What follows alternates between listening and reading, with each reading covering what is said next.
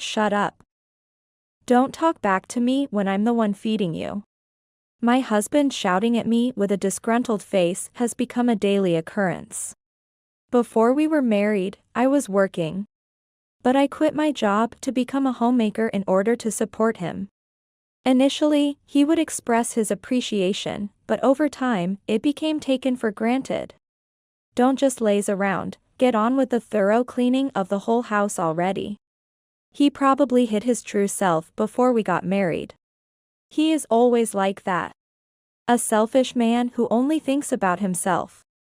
Enduring his unreasonable words, I clean the study as he ordered. During the cleaning, I find something that seems out of place in this room. This is a wedding venue brochure, right? And there's even a filled-out divorce form. I couldn't comprehend why these items were here. For now, I take a deep breath. A filled-out divorce form means he's considering divorcing me, doesn't it? Moreover, this brochure. Does it mean he's already discussing such matters with someone else? As I slowly calm down while organizing my thoughts, anger towards my husband starts bubbling up. After all the daily condescension and being treated like a maid. To think he was making plans for his next life with another woman. The thought of how I was earnestly contemplating how to make things work with him until yesterday now seems ridiculous. What was my marriage all about? I've come to realize that enduring this life out of consideration for my husband is a waste of my life. And so, I come up with a plan using this chance. Using what I found in the studies drawer. I decide to start the biggest cleanup of my life, as my husband ordered. My name is Ashley. A 30-year-old homemaker. I married Nathan, who is 5 years older than me, 3 years ago, and we live together. Originally, I was a full-time employee at a major food company during my single years. But I quit my job to become a homemaker upon marrying Nathan, to support him. Nathan works for a small to medium-sized company. He was exceptionally talented. So he was promoted to a manager at an unusually young age and leads a busy life. I'm sorry for making you give up your job to be at home for me. I'll work hard at my job so that Ashley can live comfortably. Yes, it's okay. Don't worry about home and just do your best at work, Nathan. Initially, Nathan was considerate and grateful for my quitting my long-term job to start a family, showering me with words of appreciation. In return, I did my best to support my husband, preparing nutritious meals and keeping our home tidy. However, these peaceful days didn't last even a year. Gradually, Nathan began to take for granted that I was a homemaker. Started insulting me, hurling abusive words, and adopting a cold attitude. The dinner's the same old, isn't it? What do you even do all day at home? Are you taking me for granted? I'm sorry. No matter how much effort I put into dinner, Nathan would always find fault. And at times, he would throw the food away without eating it. If I tried to say anything back, he would get angry and shout at me. I became scared of Nathan shouting at me, eventually losing the ability to talk back. Can this be called a marriage? I repeatedly asked myself this question, but I never mustered the courage to take any action. The only solace was the time I spent with my in-laws. Although we live close by separately, our relationship is good. And they always show concern and offer support. Thank you for always doing your best for our son. Feel free to talk to us about anything. Hearing the kind words from my in-laws, I thought several times about discussing Nathan's behavior with them. But I was afraid it might spoil our relationship, so time just passed without me ever bringing it up. Now, 3 years into our marriage, Nathan's verbal abuse has only gotten worse. And my worries have deepened significantly. Hey, are you even cleaning the room properly? It's full of dust. How can I relax during my precious time off in such filth? Get it together. I'm sorry. I do clean every day, though. Quiet. I'm feeding you, so don't talk back. Don't laze around. Get on with the thorough cleaning of the whole house. Whenever he was home on holidays, Nathan would always yell at me like this. No matter how spotless I made the house, he was never satisfied. Reluctantly, I would always hustle in front of him, meticulously cleaning and tidying the whole house. Even seeing me do this, Nathan would just have a disgruntled look on his face, seemingly always dissatisfied with me. You're really not cut out to be a homemaker if you can't do anything without being told. Just clean up my study or something, whatever. With a huff, he said that as if throwing the words away, and left the house without saying where he was going. As I tidied his study as instructed, I felt saddened, wondering if the kind Nathan would ever return. The current Nathan only spews verbal abuse, making any conversation impossible. Even when I tried to argue back occasionally, my words were never acknowledged, leaving me feeling close to breaking. Then, one day, I received a message from my best friend, Kim, inviting me out for lunch after a long time. Kim has been my best friend since high school, and I have consulted with her about everything from work to private matters. I thought it would be a good opportunity to talk about Nathan at length. However, unexpectedly, Kim brought up the topic of my husband. You know, Ashley, actually, a few days ago, I saw Nathan at my workplace. Kim works at a wedding venue, and she witnessed Nathan coming in with a young woman a few days ago. I was shocked by Kim's words. But then I remembered seeing something like a brochure when I cleaned Nathan's study a few days ago. At that time, I thought it was just some flyer and didn't pay much attention to it. But now I recall it seemed to have the name of the wedding venue where Kim works. Seeing my shocked and pained expression, Kim gently held my hands and looked straight into my eyes. Ashley, if there's anything, I'm here to help you with anything, so please feel free to talk to me. Thank you, Kim. Yes, you're right. Suddenly, the words of my in-laws flashed through my mind. I have so many people supporting me. It's time to be brave. Feeling empowered by Kim's encouraging words, I returned home after lunch and immediately went into Nathan's study, pretending to organize while actually searching for the brochure. But the brochure, which should have been carelessly placed around a few days ago, was nowhere to be found. I needed to find it quickly before Nathan returned. In a panic, with almost a prayerful sentiment, I opened the drawers of his desk. There it was. Facing an unwelcome reality, my body stiffened. Yet, mustering strength, I took everything out of the drawer. The wedding venue brochure seen before, a casually folded piece of paper, and a small box. I didn't want to admit it, but I had to. As I thought this, tears naturally began to well up. Trembling, I opened the paper. It was a divorce form filled out with Nathan's name. The shock ran through my body as if I had been struck on the head. Tears fell uncontrollably, and I couldn't stop them. I cried for a while, clenching my teeth. Frustration and misery dominated my heart. Eventually, the tears stopped. I then picked up the box and opened it. I stared intently at the pair of engagement rings inside. Flipping through the brochure, I find a wedding estimate tucked in around the middle. As I absent-mindedly gaze at the detailed wedding plan, I realize Nathan is serious about this. What were my 3 years for? A sense of emptiness slowly wells up within me. Despite quitting the job I loved so much and enduring Nathan's verbal abuse while trying my best at household chores, the thought that Nathan would trample over my feelings and marry his lover is unforgivable. I will definitely get my revenge. A kind of anger I've never felt before rises within me. It's time to take action immediately. I promptly call Kim to ask for a favor, which she happily agrees to. Next, I fill out my name in the wife's section of the divorce form. Then, I quickly prepare my belongings and leave the house, heading straight to the municipal office to submit the divorce form. Just at the right moment, I receive a call from Kim. Can you come to my workplace now? I'll be there soon, wait for me. My ex-husband and his lover must be looking forward to their wedding. I need to act quickly.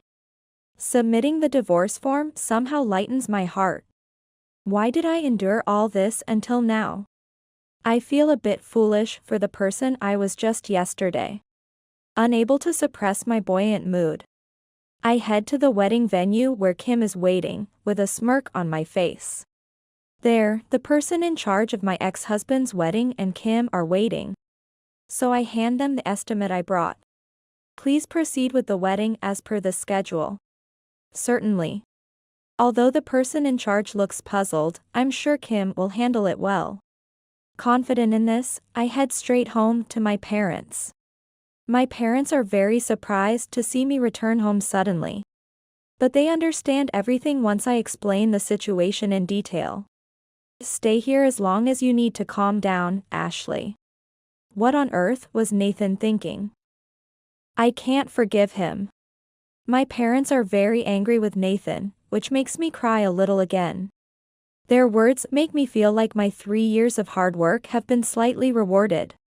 That night, I also call my in-laws to report my divorce from Nathan.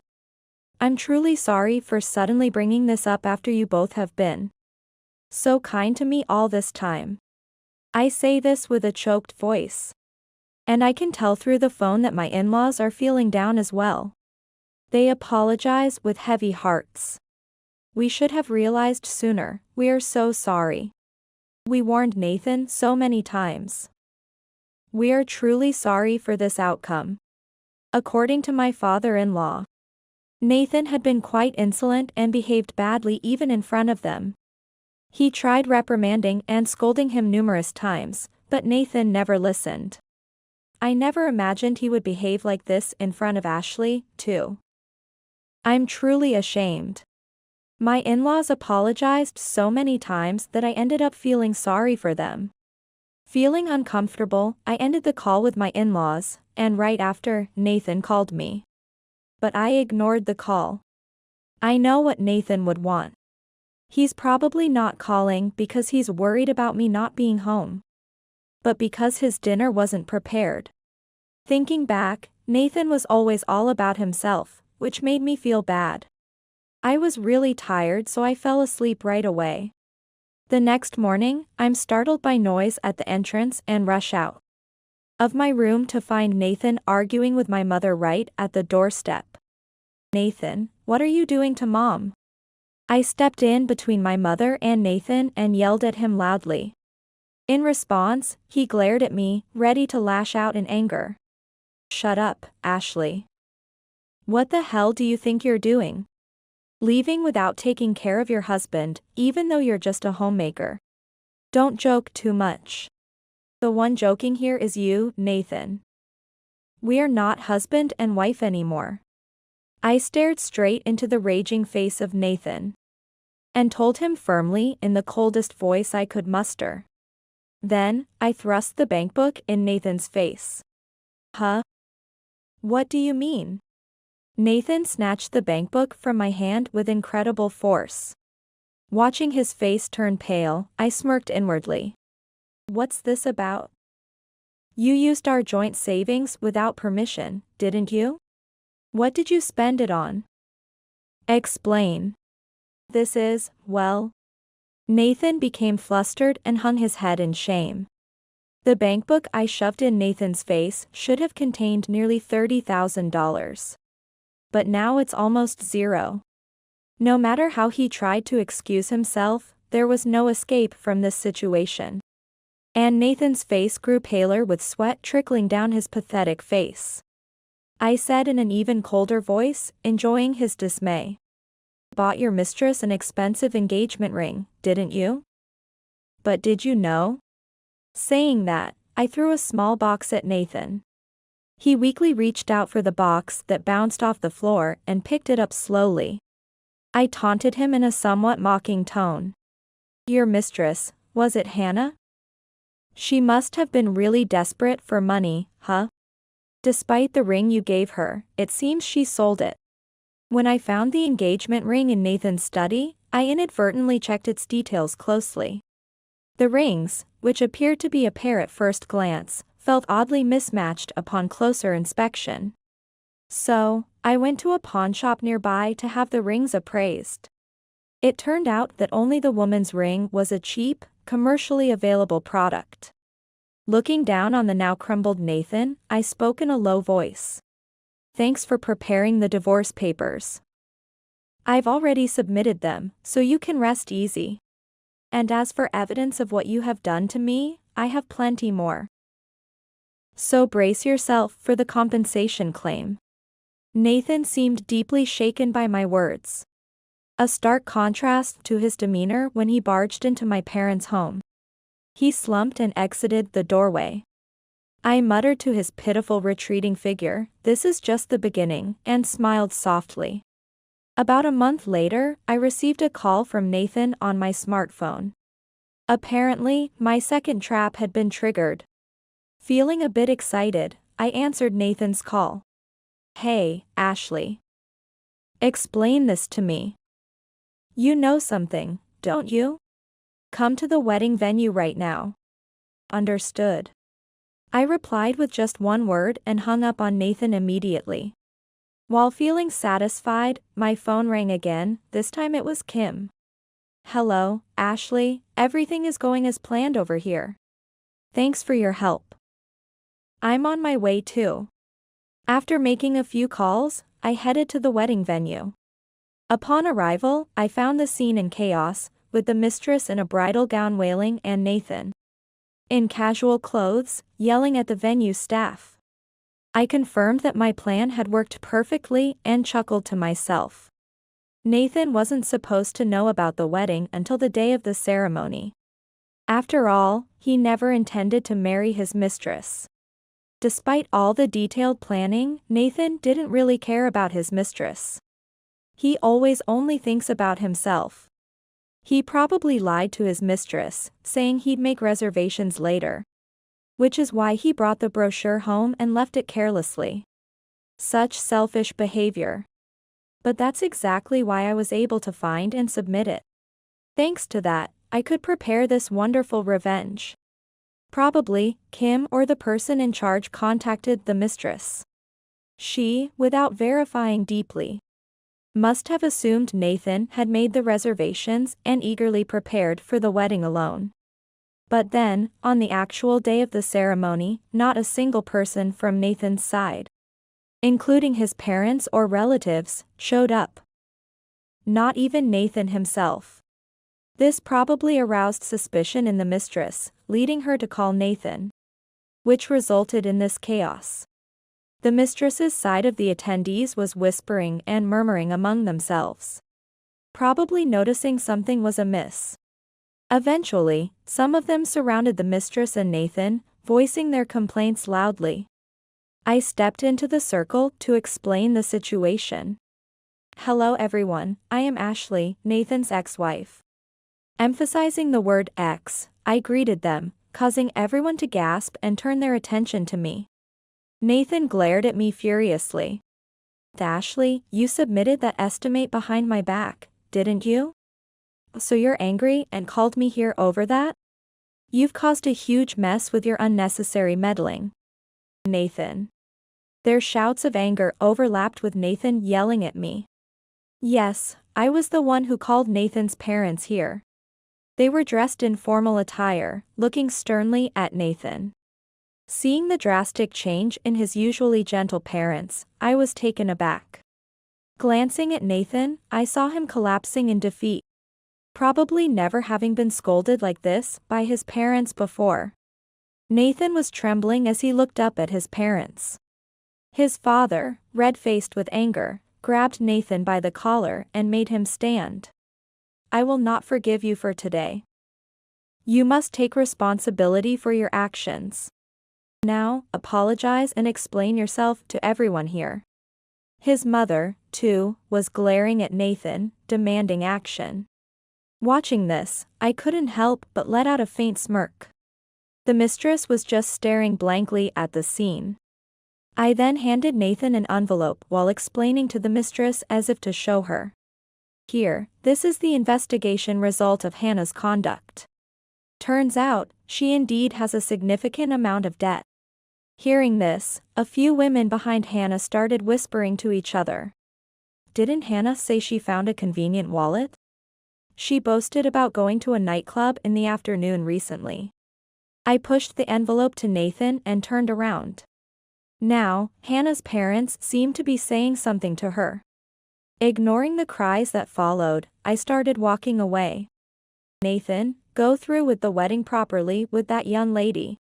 After all, you betrayed Ashley, who devoted so much to you, for another woman. As a man, see this through to the end. Hearing his stern voice, I turned around one last time. Nathan was being dragged into the venue by his parents. Watching him go, I felt incredibly liberated.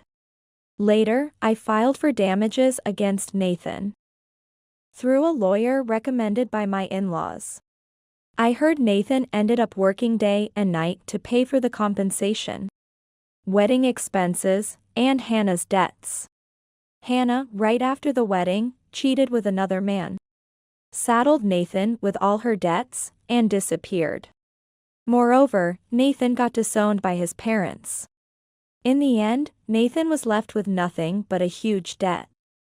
Hearing such rumors, I felt nothing. I just didn't want anything to do with Nathan ever again. I stayed with my parents for a while, then started working again at a restaurant, aiming for a new beginning. The manager from the restaurant where I worked before my marriage reached out, having heard about my divorce.